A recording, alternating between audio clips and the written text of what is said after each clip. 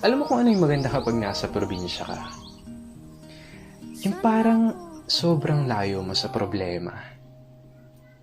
Yung manghuni ng ibon, sariwang hangin, na kahit sobrang bigat ng pakiramdam mo, kapag naranasan mo tong mga to, biglang mawawala na lang.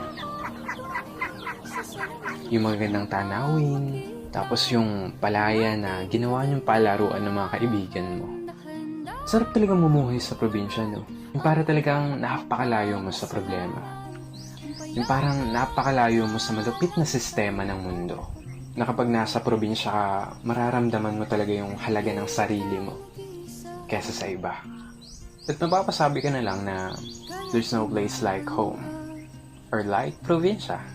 At ikaw na nanonood nito ngayon, masaya ako at naparamdam ko sa'yo ang pamumuhay sa isang probinsya.